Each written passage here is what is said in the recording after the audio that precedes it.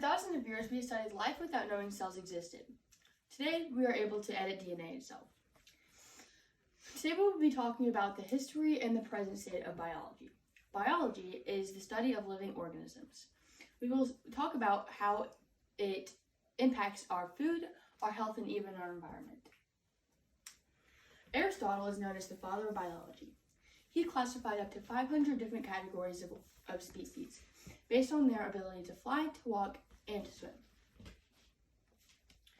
Galen was a Greek physician, and his philosophy was based off of animal dissection and not human dissection. During the Renaissance, Andreas Vesalius, who was known as the founder of human anatomy, took it upon himself to start human dissection, which human dissection is the dismembering of a human body to study its anatomical structure.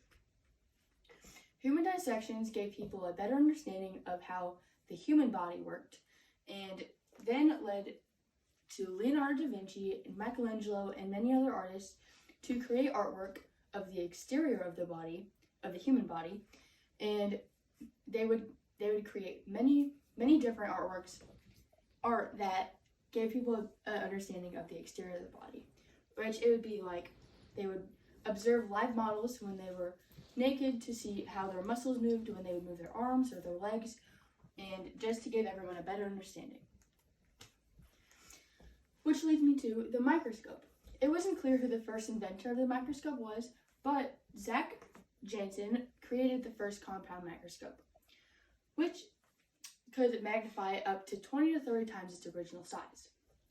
Anton van Leeuwenhoek discovered microorganisms whenever he created a microscope that measured up to 200 times its original size.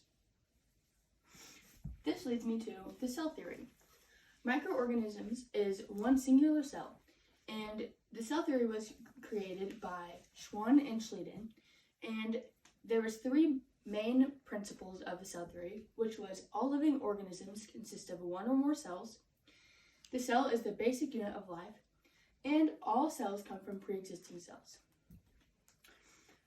This leads me to macroorganisms, which is a bundle of cells and what it creates, like a human body.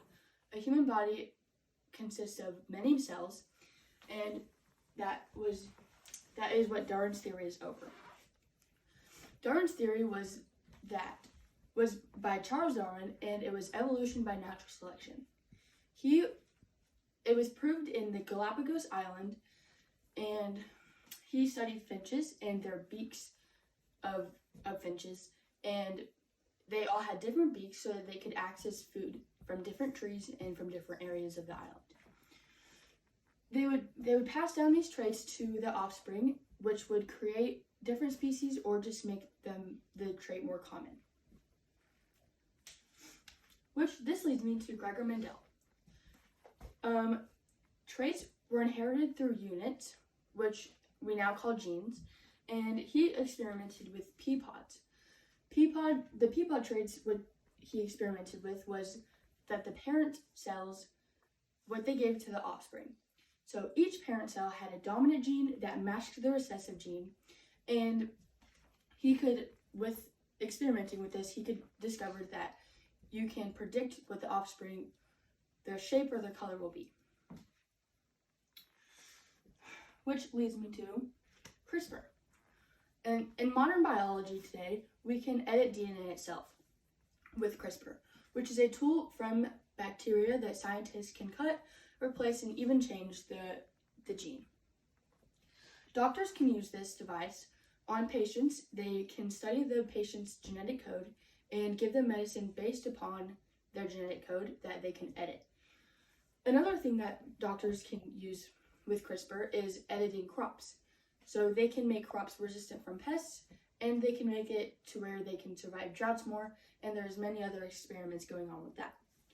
Although there is some red flags with CRISPR that we are still testing and putting to work, would be the accidental editing of an embryo, and if crops are more nutritional based off of Darwin's theory of evolution and just making it natural, or if it is more nutritional from CRISPR, which would be edited by doctors.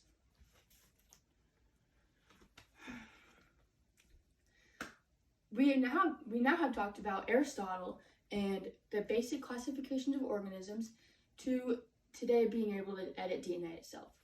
By this, we can understand that biology isn't just the study of living organisms, but it's actually the shaping of life. I wonder what we will be able to do next or discover. Thank you. Very good. Oh, you forgot to show the rest of the That's all right. Oh, wait.